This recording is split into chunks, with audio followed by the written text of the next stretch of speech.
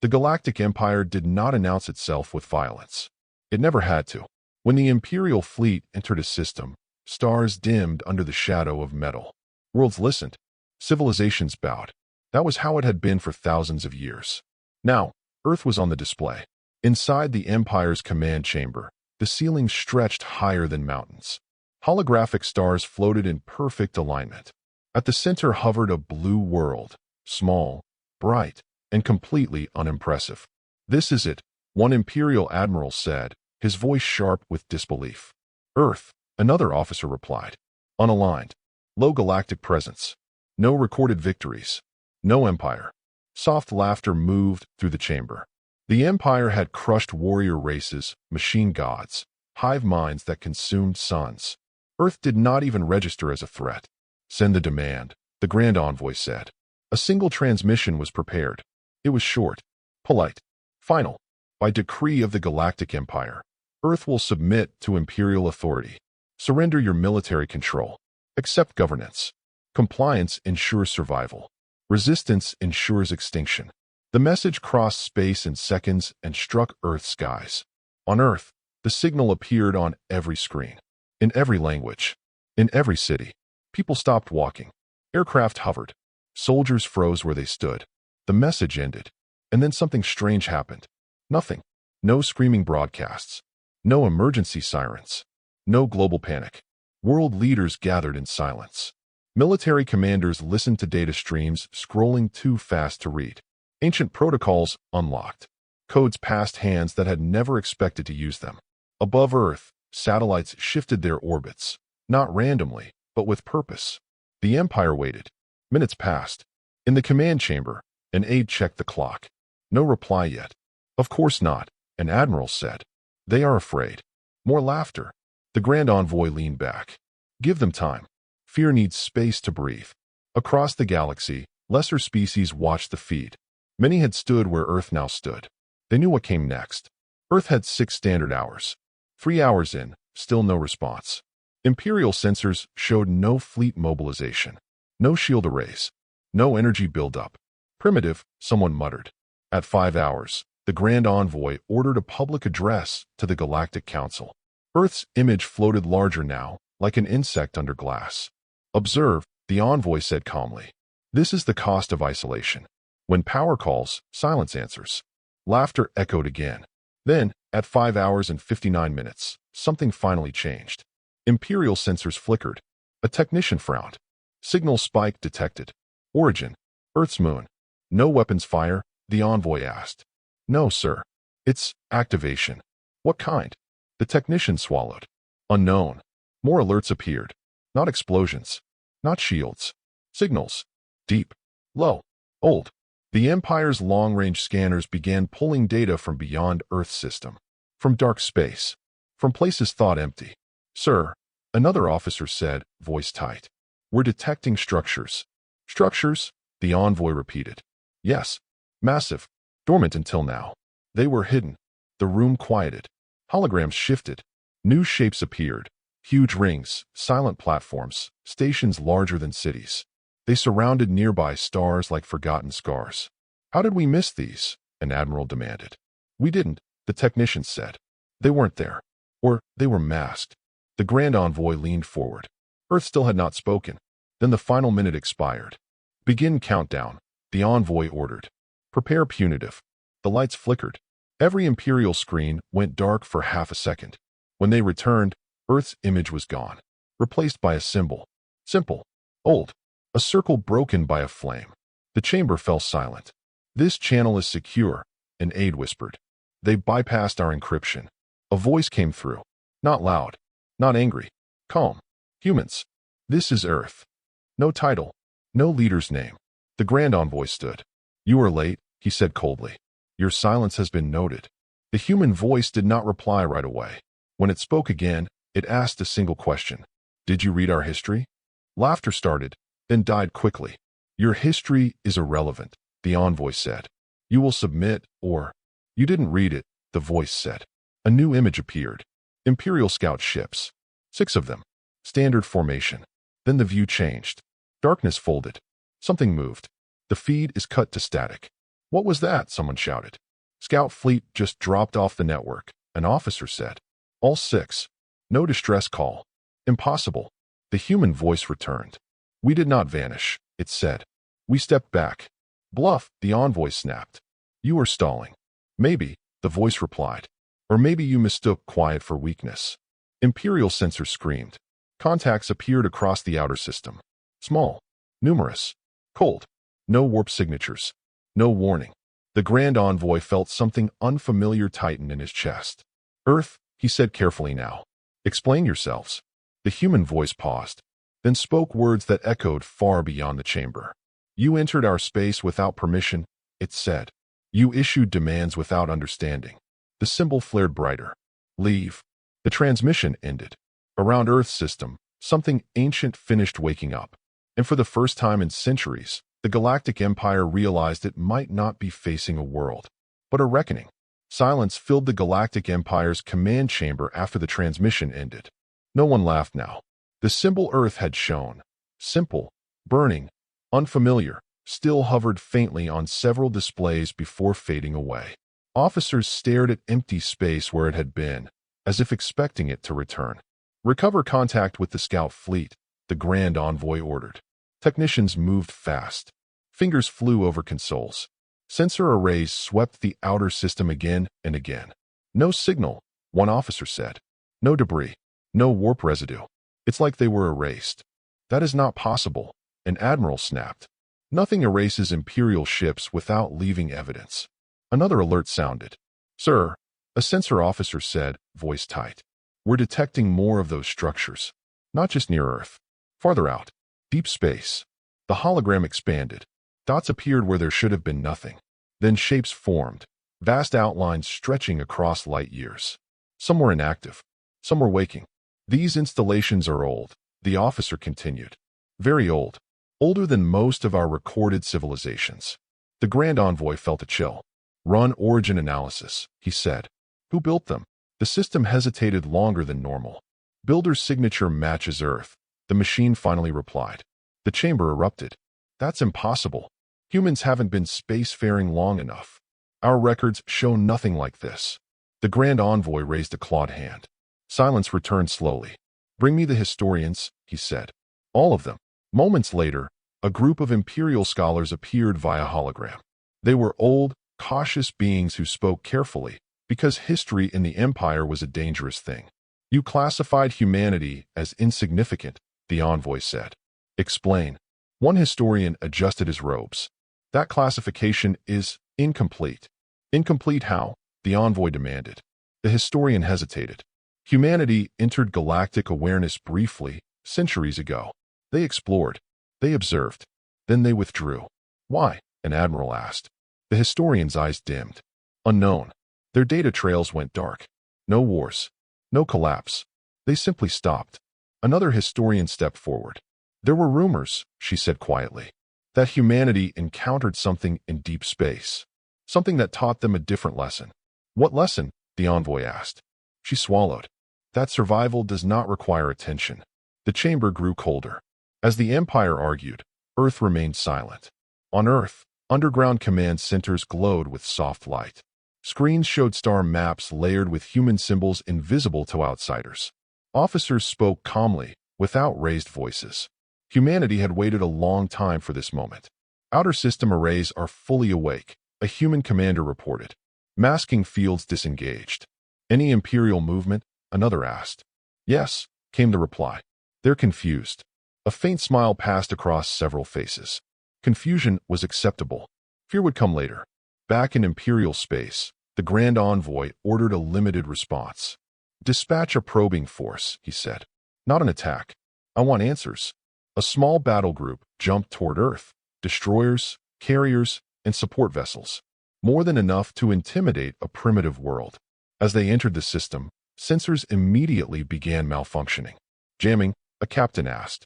No, the technician replied. It's not interference. It's absence. What do you mean, absence?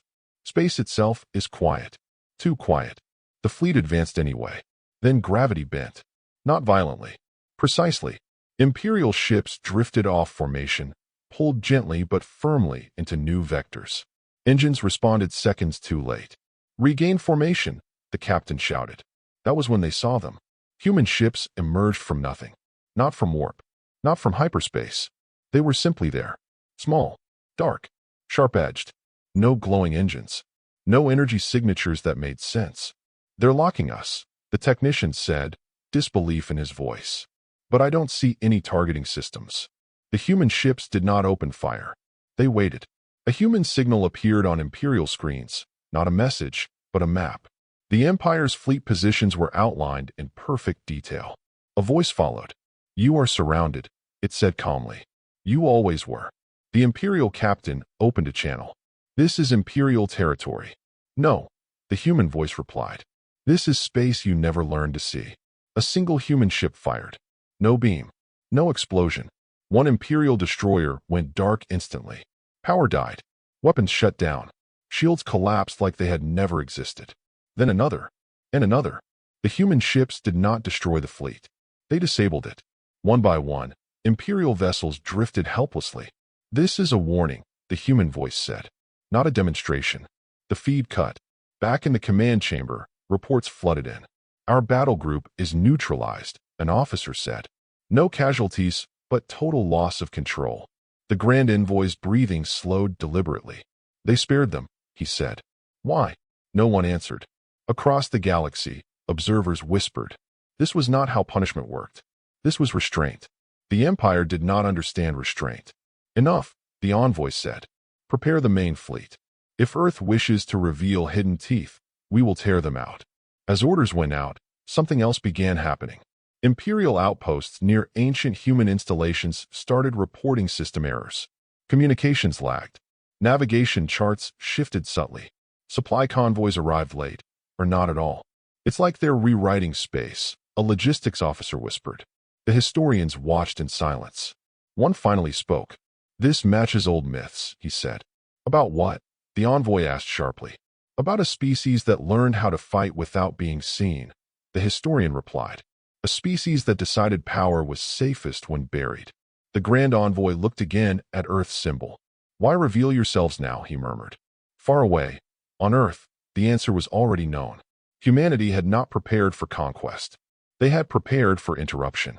As the Empire's great fleet gathered, deeper systems began to light up. Human systems no one knew existed. Hidden shipyards. Silent beacons. Long-sleeping machines stirring like giants beneath the stars. For centuries, the galaxy believed humanity was small, forgotten, irrelevant. Now the truth spreads quietly, like fire under ash. Earth had not ignored the Empire's demand. It had measured it, and decided the Empire was not worthy of a warning. The stars themselves seemed to hold their breath, because the next time humanity spoke, it would not be to ask questions. The Galactic Empire did not retreat. It never had. Across Imperial space, shipyards roared to life. Massive war vessels detached from docks that had not moved in centuries. Ancient banners were raised. Command codes that had slept since forgotten wars were unlocked. Earth had crossed a line. Inside the Empire's central war nexus, the Grand Envoy stood before a wall of stars. His voice carried absolute authority.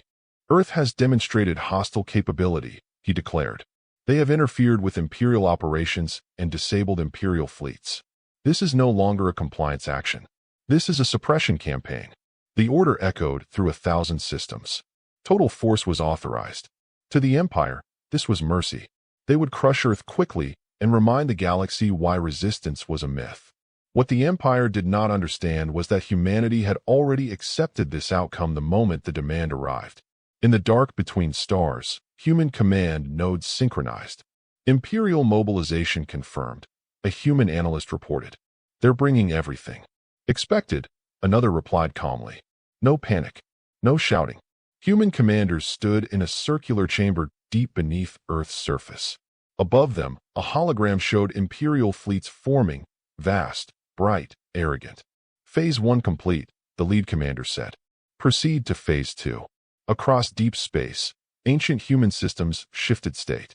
Something unseen changed. The Empire's main assault fleet jumped toward Earth's system in perfect formation. Thousands of ships arrived in overlapping waves, blotting out starlight. Alien observers watched in awe. No world had ever faced such force and survived. Earth is finished, many whispered. Then the Empire made its first mistake. They advanced. The moment the fleet crossed a specific invisible boundary, alarms erupted across every Imperial ship. Navigation failure. Targeting systems desynced. Multiple sensor ghosts. No, they're real. Human ships appeared again, but not like before. This time, they came in layers. Hundreds. Then thousands. Not charging. Not fleeing. Orbiting. Encircling. The Imperial admirals stared in disbelief as tactical displays updated faster than their minds could follow. How are they everywhere? One shouted. They're not everywhere. Another officer replied slowly. They're exactly where we are. Human ships fired. This time, it was different. The first volley did not hit ships. It hit space. Invisible lines ignited, spreading outward like fractures in glass. Imperial warp drives screamed as local physics shifted. Shields collapsed without being touched. What weapon is that? An admiral demanded. No energy signature. The technician replied, pale. It's not attacking us. It's changing the battlefield. Then the second volley came. Imperial ships began dying. Not exploding. Failing. Life support shut down. Reactors went cold. Entire vessels drifted silently, dead in space, crews trapped inside intact hulls. Human ships passed them by. Selective. Controlled. Merciless in efficiency. This is impossible, the Grand Envoy whispered, watching the feed. They're fighting like they've rehearsed this. They have, a historian said softly. For a very long time. The Empire counterattacked. Planet-cracking cannons fired. Beams powerful enough to split moons tore through space. Human ships vanished, then reappeared elsewhere. Not fleeing. Repositioning. Imperial fire hit nothing but empty void. How are they predicting us? An admiral roared. They aren't, a data officer replied. They already know. The realization hit too late. Human ships struck command vessels next. Admirals vanished from the network mid-sentence. Coordination fractured. Then humanity did something that shook the galaxy. They opened a wideband transmission. Not just to the Empire. To everyone. Every species. Every world. Every corner of known space. The signal was clear. Unfiltered. A human stood on screen. Not armored. Not imposing. Calm. We are humanity, he said. We did not come to rule you. The Empire tried to jam the signal. It failed. We withdrew centuries ago. The human continued. Because we learned something the hard way. Images appeared. Old, grainy recordings. Human colonies burning. Alien fleets laughing. Treaties broken. Earth ships destroyed while allies watched. We trusted the galaxy, the human said. And the galaxy taught us fear. The feed shifted. Human engineers building hidden systems. Fleets disappearing into dark space. Entire populations relocating underground and beyond detection. So we learned silence. The human went on. We learned patience. The transmission ended. Then the third volley came. This one was destroyed. A cluster of Imperial warships vanished in blinding light as human weapons finally unleashed full force. The explosion rippled outward, tearing through tightly packed formations. The Empire's fleet buckled. This was no longer a battle. It was a lesson. The Grand Envoy slammed a claw against his command console. Deploy reserve fleets. Use system killers if you must. Yes, sir, an officer replied, shaking. But even as orders went out, new reports arrived. Imperial supply depots are under attack. Shipyards disabled. Outer colonies have lost contact with Central Command. Humanity was not fighting one battle. They were fighting all of them. At once. Across the galaxy, subject species watched in shock. The Empire had always appeared invincible.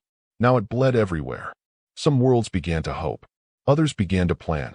In Earth's system, the final Imperial assault wave attempted a desperate charge toward the planet itself.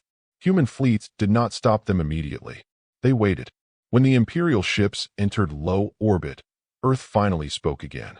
This time, the voice was broadcast from the planet itself. You demanded we bow, the human voice said. You mistook our restraint for fear. Earth's surface shifted. Hidden platforms rose from oceans. From mountains. From beneath cities. Weapons older than empires locked into place. The Empire realized the truth too late. Earth had never been undefended. Earth was bait. Human weapons fired upward in perfect synchronization. The sky burned. Imperial ships fell like meteors, crashing into the atmosphere, breaking apart in silent arcs of fire. Some were destroyed instantly. Others were crippled, tumbling helplessly away. Within minutes, the assault wave ceased to exist. Silence returned to Earth's orbit. Far away, the Grand Envoy stared at the devastation. "This cannot be happening," he whispered. A historian spoke, voice heavy with old regret. "They are not fighting to conquer," he said. "They are fighting to make sure no one ever tries again." Across the galaxy, ancient human beacons fully awakened. Hidden fleets began moving toward Imperial core worlds. And for the first time in its long history, the Galactic Empire understood a terrifying truth. The first flame had not been a warning. It had been granted, and the fire was only beginning. The galaxy did not wake up all at once. It trembled. News of the Empire's defeat at Earth spread faster than fear ever had. Systems that had lived under Imperial banners for generations stared at broken fleet reports and burning orbital wreckage in disbelief. The Empire had never lost like this. Not openly, not decisively, and yet the evidence was impossible to deny. Earth still stood. Imperial armadas did not. In the Imperial War nexus, chaos replaced ceremony. Admirals argued over broken formations and vanished command ships. Data streamed in faster than it could be understood. "Earth's fleets are not retreating," one officer reported. "They're moving outward." "Toward where?" an admiral demanded. The officer hesitated. "Everywhere." The Grand Envoy stood in silence, claws clenched behind his back. He watched a tactical map where red Imperial zones flickered and dimmed, one after another. "They are not defending their world," he said slowly. "They are dismantling ours." Across deep space, human fleets split into precise formations. No single massive armada. No obvious target. Instead, they struck like pressure applied at every weak point at once. Imperial supply lines vanished. Fuel depots went dark without explosions. Relay stations lost power but remained intact, their crews alive and confused. Shipyards woke to find their assembly lines frozen, control systems overridden by commands written in a logic they could not trace. Humanity was not destroying the Empire's body. They were cutting its nerves. On the Imperial frontier world of Caris, governors gathered in an emergency session. Caris had paid tribute faithfully for centuries. It had never resisted. Now, the sky above the capital has changed. Human ships appeared in orbit, silent, unmoving. No bombardment followed. A single transmission reached the planet. "This world is no longer under Imperial authority," the calm human voice said. "Remain in your cities. No harm will come to you." The governor trembled. "Is this an invasion?" "No," the voice replied. "It is a release." Imperial banners fell that same hour. Caris did not burn. It did not kneel to Earth. It simply stopped obeying the Empire. Similar scenes unfolded across dozens of systems. Some worlds cheered. Others watched in fear, waiting for punishment that never came. The Empire had ruled through terror. Humanity ruled through absence of it. This confused everyone. Inside Earth's command network, human analysts monitored the ripple effects. "Subject systems are disengaging faster than projected," one reported. "Expected," the lead commander replied. "Oppression only works while people believe it is permanent." "Imperial counterattack?" another asked. The commander nodded. "They will lash out. Prepare for it." They did not have to wait long. From the Empire's inner regions, something ancient began to move. Imperial core fleets, vessels older than many stars, were activated. Weapons forbidden even within Imperial doctrine were unlocked. These were not fleets meant for war. They were meant for erasure. In the war nexus, the Grand Envoy addressed the remaining high command. "Humanity fights like ghosts," he said. "Then we will become fire." He authorized the unthinkable. System killer weapons were prepared, not aimed at Earth, aimed at rebelling worlds. "If they learn that freedom means death," the envoy declared, "they will beg for chains again." The first target was a former Imperial mining system that had cut communications hours earlier. Imperial fleets arrived without warning. A star-killer device activated. The local sun destabilized. Human sensors detected the surge instantly. "Imperial system killer online," an analyst reported. "They're going to collapse the star." Silence fell in the human command chamber. "Evacuation window?" the commander asked. "Too short," came the reply. "Millions are still planetside." The commander closed his eyes briefly. "Deploy intervention force," he said. All limits lifted. Across nearby space, a human task force broke formation and jumped hard toward the doomed system. They arrived as the star began to scream. Human ships did not fire at the Imperial fleet. They fired at the star. Weapons unlike anything the galaxy had cataloged engaged. Fields of impossible mathematics stabilizing stellar mass, locking fusion processes into temporary balance. Imperial officers watched in horror as the star refused to die. "What are they doing?" one screamed. "They're holding it," another whispered. Human ships burned under the strain. Hulls fractured. Reactors overloaded. They did not retreat. The human task force commander transmitted a final message to Earth. "Star stabilized," she said calmly. "We won't be." Imperial weapons fired. Human ships vanished in light. But the star remained. The planet survived. Across the system, civilians watched the sky return to normal, unaware how close they had come to extinction. When news spread, something broke inside the galaxy. Humanity had sacrificed an entire fleet, not to destroy an enemy, but to save strangers. In the war nexus, the Grand Envoy stared at the report. "They chose death," he said quietly, "to protect worlds that are not theirs." A historian answered him, voice heavy. "That is why they are dangerous." The Empire's plan backfired instantly. Worlds that had hesitated now rebelled openly. Imperial garrisons were surrounded. Supply convoys vanished as local populations turned against them. Humanity did not arm the rebels. They gave them something worse: time. Imperial fleets now faced uprisings behind every advance. Every jump forward cost them 2 systems behind. "This is unsustainable," an admiral said. The Grand Envoy knew it too. "They are not fighting our fleets," he said. "They are fighting our idea." And ideas, once broken, did not heal. At the edge of Imperial core space, human fleets regrouped. Larger now, more visible. Hidden systems fully revealed themselves. Vast shipyards orbiting dead stars, fleets that had never been counted. The galaxy finally saw the truth. Humanity had not been building an empire. They had been building a counterweight. A force designed not to rule the galaxy, but to stop anyone who tried. As Imperial core worlds lit up with alarms, the Grand Envoy received one final transmission. The human voice was steady. "You chose fire," it said. "So we chose responsibility." The envoy looked out over a map of a shrinking empire. For the first time, he felt fear not of destruction, but of judgment, because the war had moved beyond Earth, beyond fleets, beyond stars. And now, it was coming for the Empire's heart. The Empire struck back with cruelty. It no longer pretended otherwise.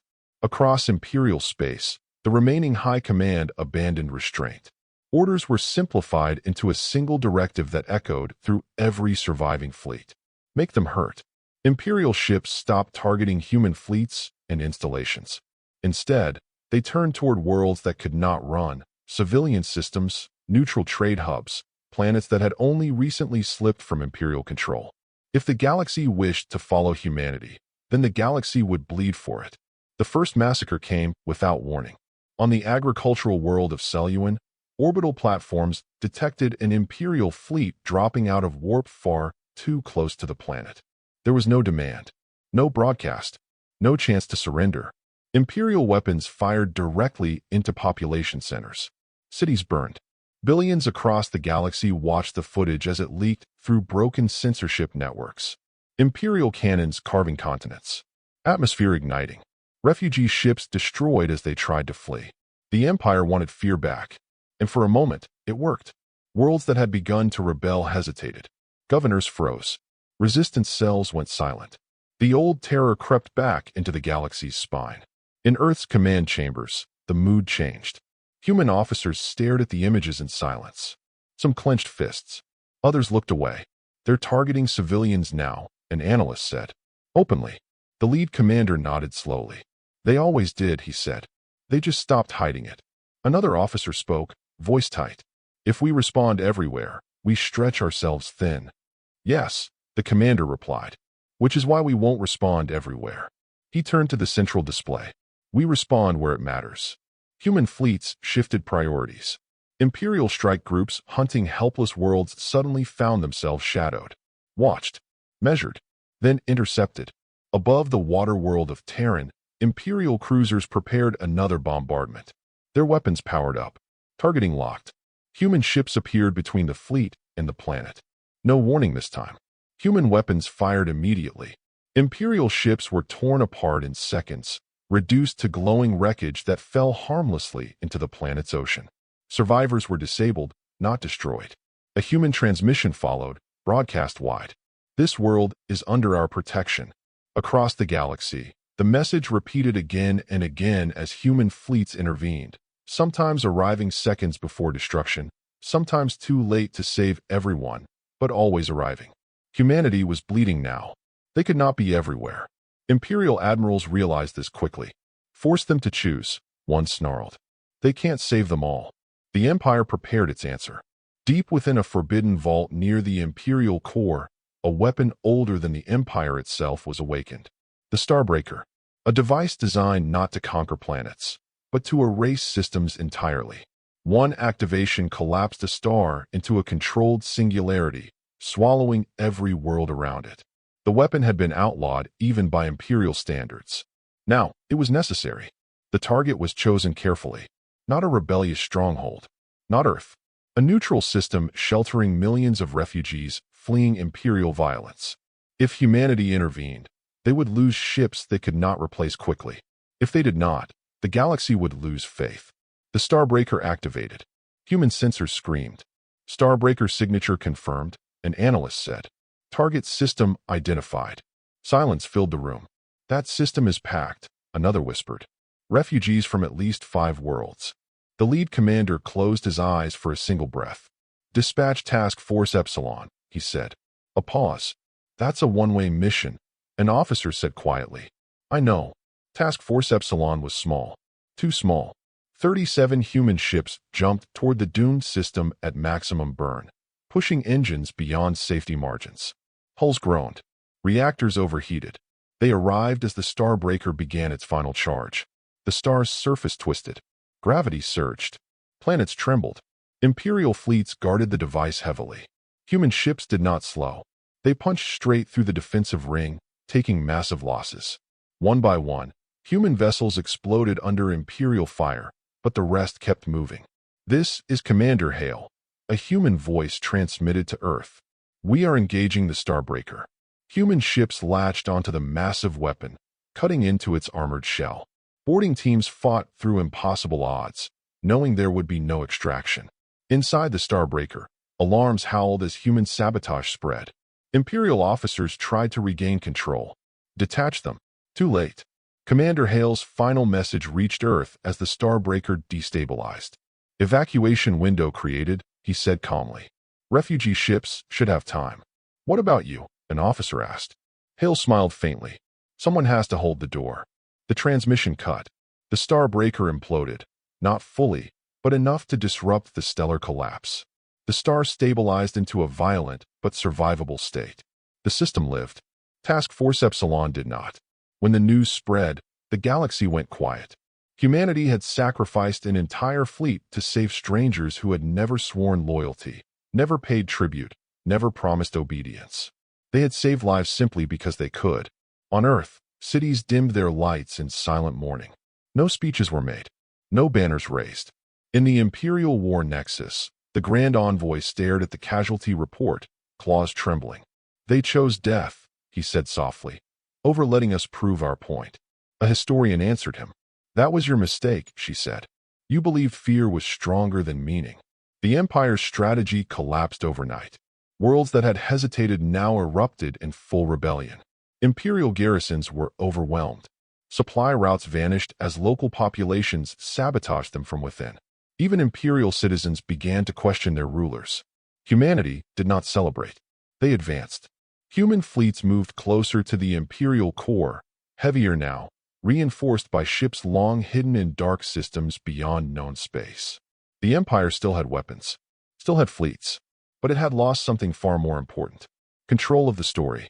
The galaxy no longer asked whether humanity could win. They asked what humanity would demand when they did. In the quiet aftermath of Task Force Epsilon's sacrifice, the lead human commander addressed his officers. This war was never about territory, he said. It was about proving one thing. He looked at the star map, at worlds burning, worlds saved, worlds still waiting.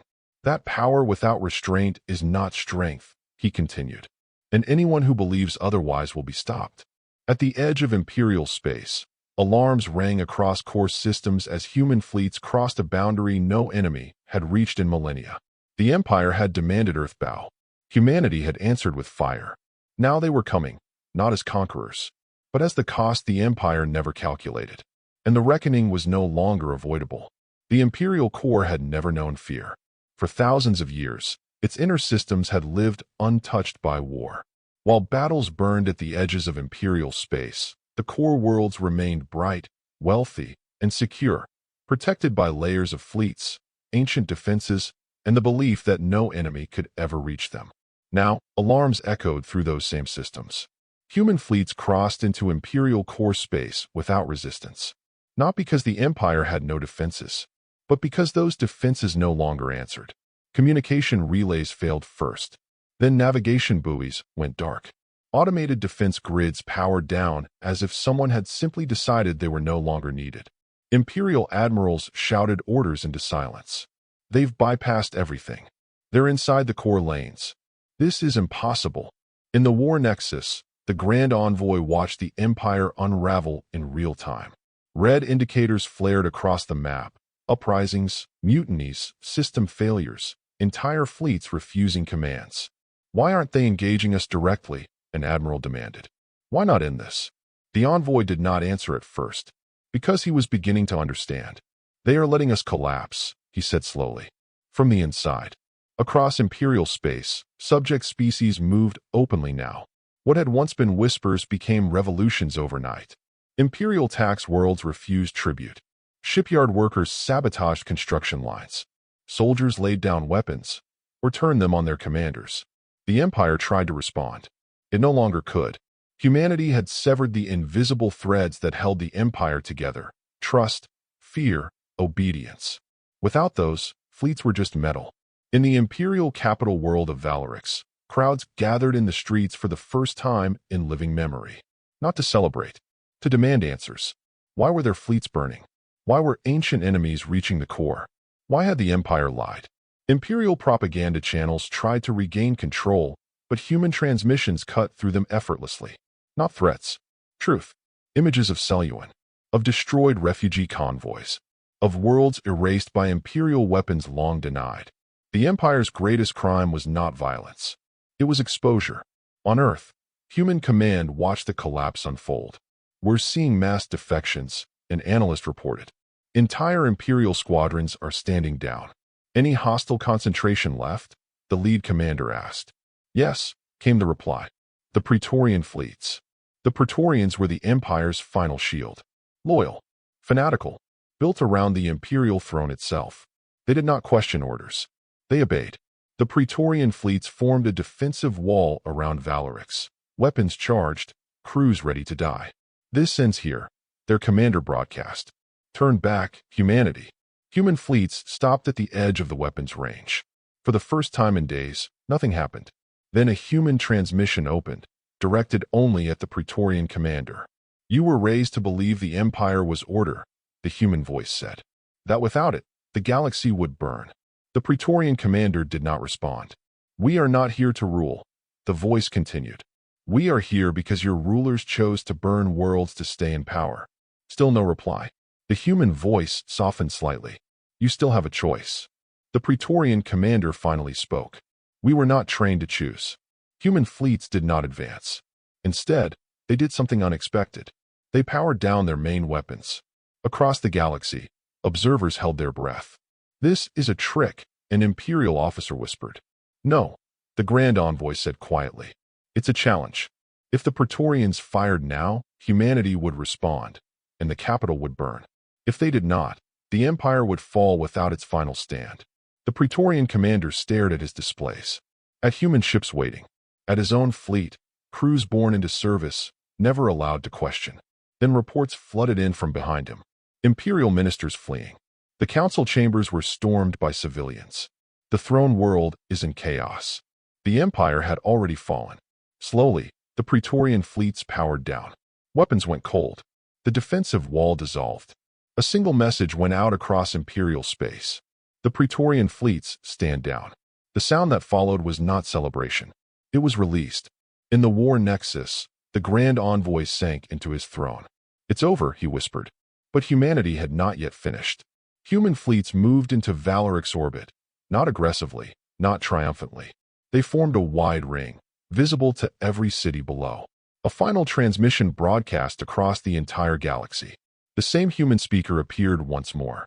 "The Empire is finished," he said calmly. "Not because we destroyed it, but because it destroyed itself." Images followed. Evidence.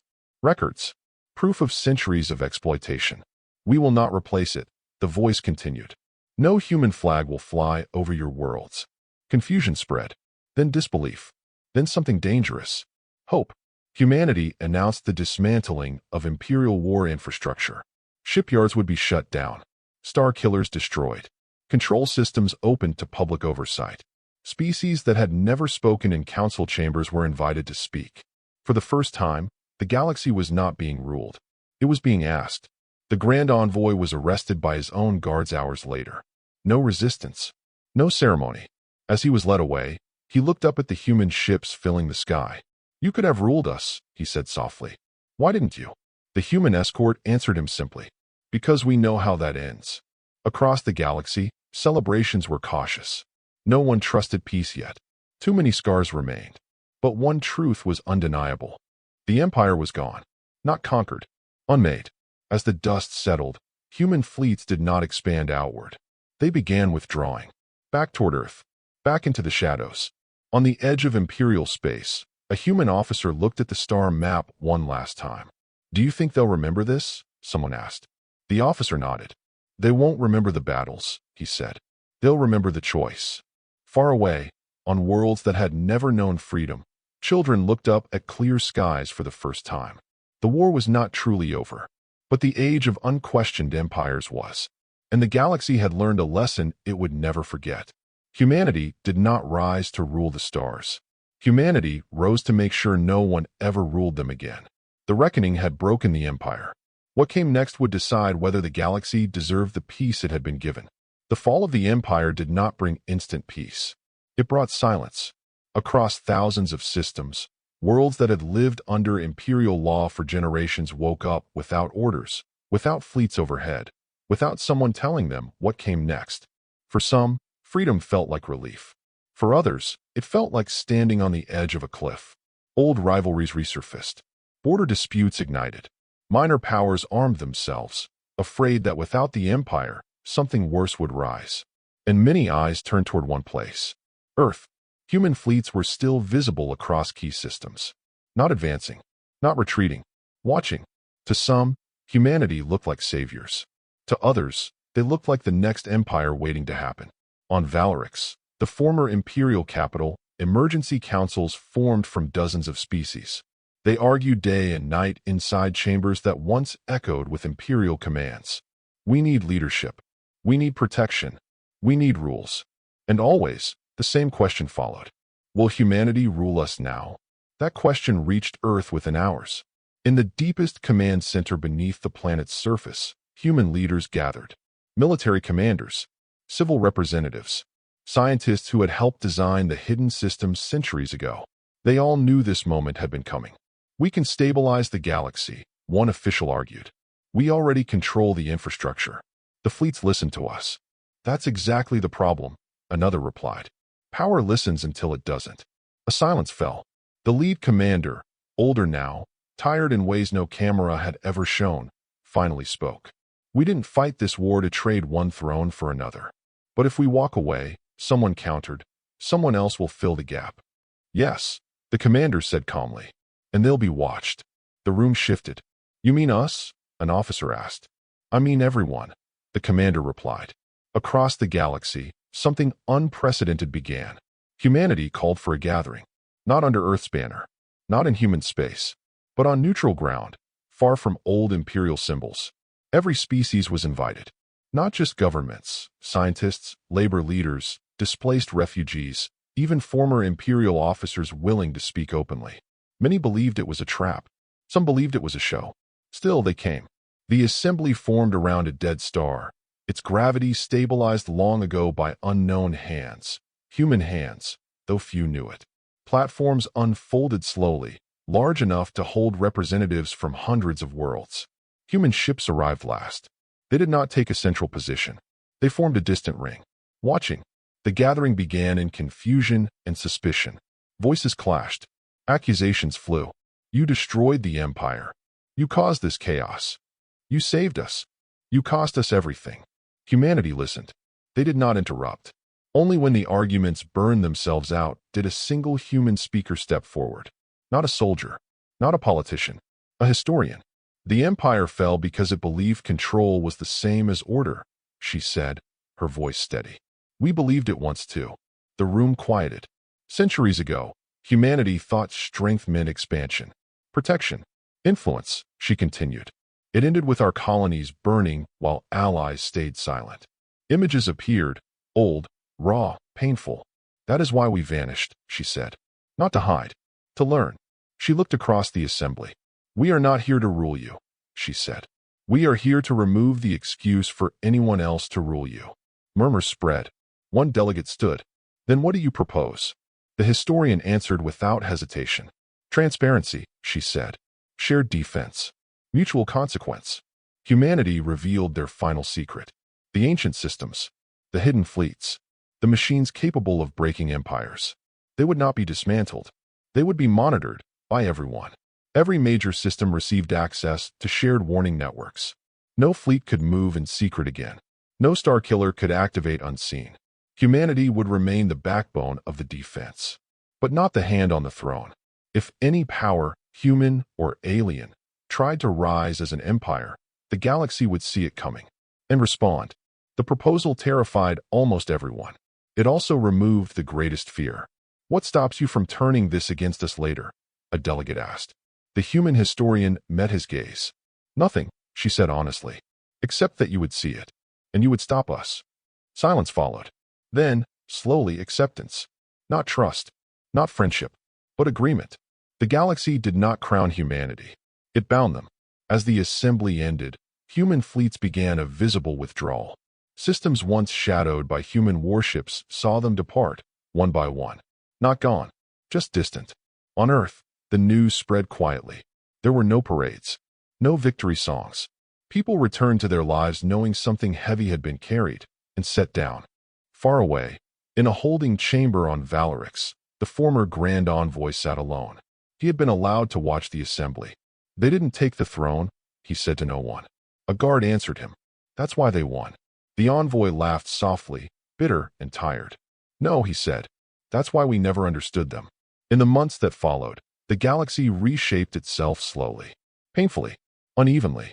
Some worlds failed. Others flourished. Humanity did not intervene unless lines were crossed. And when they did, it was swift, precise, public. No more silent empires. No more hidden atrocities. The age of unchecked power was over. One evening, years later, a human child looked up at the stars and asked a simple question. Why doesn't anyone attack us anymore? The answer was not spoken aloud. Because the galaxy remembered what happened when someone tried to make Earth bow. They remembered the flames. They remembered the restraint. And most of all, they remembered the choice humanity made after victory. To step back, to watch, and to burn down any throne that dared to rise again. The war had ended, but the lesson would last far longer than any empire ever could. The galaxy learned slowly. Victory had come without banners, without parades, without a new throne rising from the ashes of the old. That alone unsettled many worlds. For centuries, history had followed a pattern: war, collapse, replacement. One empire fell so another could rise. This time, nothing replaced it. At first, systems waited for the moment humanity would reveal its true intent. Fleets stayed on alert. Councils delayed decisions. Old generals whispered that Earth was simply patient, that humans were letting the galaxy exhaust itself before stepping forward as rulers. That moment never came. Human fleets continued their withdrawal, pulling back into known space lanes, then beyond them, until only monitoring platforms remained, silent, visible, and shared. Their presence was no longer a threat. It was a reminder. On Valerix, The former imperial capital, the great spires still stood. They no longer projected dominance. They housed archives now, open ones. Records once sealed by fear were released to the public. Species learned the truth of their own histories, of how often rebellions had been erased and rewritten. Anger followed. Grief followed. Then resolve. Across former imperial space, smaller alliances formed. Trade resumed cautiously.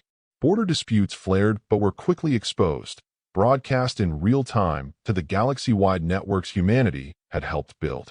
No one could lie quietly anymore. Earth did not mediate every conflict. Humanity intervened only when one line was crossed, the line between defense and domination. When it was crossed, the response was immediate.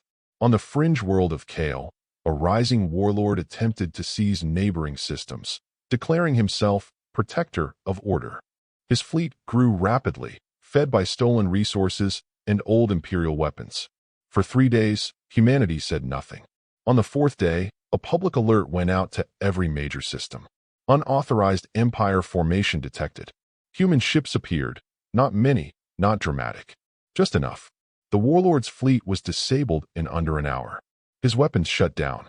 His command network was exposed to his own followers. No execution followed. No occupation. The warlord was left standing on his homeworld, stripped of power, forced to face those he had tried to rule. The message was clear. Try again, and the response would not be this gentle. Years passed. Children grew up never seeing an imperial banner in their skies. They learned history differently, not as a list of rulers, but as warnings. On Earth, humanity returned to something close to normal. Cities rebuilt. Spaceports expanded, not for war, but for travel and trade. The ancient systems remained active, but quiet, watched by many eyes, not just human ones. The cost of the war was not forgotten. Monuments were raised, not to celebrate victory, but to remember sacrifice. Names of lost fleets were carved deep into stone and steel. Task Force Epsilon's memorial faced the stars, its surface polished smooth by human hands. No speeches were carved there. Only one sentence. They chose others over themselves. In a small chamber on Valerix, the former Grand Envoy lived out his days as a historian, not by title, but by necessity. He was one of the few who had seen the empire from its height to its collapse. Visitors sometimes came to hear him speak. "You had the power to rule everything," one young delegate asked him once. "Why do you think humanity refused?" The envoy was quiet for a long time. "Because they remembered being weak," he finally said. "And because they understood that power feels different when you've been crushed by it." He looked up at the stars through the chamber's open ceiling. "We believed fear made us eternal," he said. They knew fear only delayed the end. Far away, beyond mapped space, human deep-watch stations continued their silent work. Not just watching the galaxy, watching the dark beyond it. Humanity had learned another lesson centuries ago, one they never shared publicly. Empires were not the greatest threat. Complacency was. One day, long after the empire's fall, something ancient stirred beyond the edge of known space. A signal rippled through the shared networks, faint, unfamiliar, patient. The galaxy noticed. Humanity noticed first. They did not panic.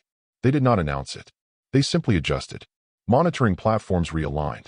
Defense systems recalculated. Contingency plans written generations ago updated themselves without ceremony. A human commander stood alone in a quiet room, watching the data scroll. "Do you think they'll come?" a junior officer asked. The commander nodded once. "Eventually. And if they do?" The commander's eyes never left the stars. "Then the galaxy won't face them alone," he said. That was humanity's final gift. Not dominance. Not protection bought with obedience. But shared readiness. The knowledge that when something terrible arrived, something that demanded submission or extinction, there would be no single world left standing by itself. Because the galaxy had seen what happened when someone demanded Earthbow. They had seen the flames. They had seen the restraint. And they had seen what came after. The story of the Empire became a warning told in many languages, passed down across worlds. It always ended the same way, with a reminder. Humanity was never the loudest species, never the largest, never the most aggressive. But when forced to choose between kneeling and burning, they chose to burn the throne instead. And in doing so, they taught the galaxy the most dangerous lesson of all. Power is not proven by how many kneel before you. It is proven by how many stand beside you. After the fire has passed,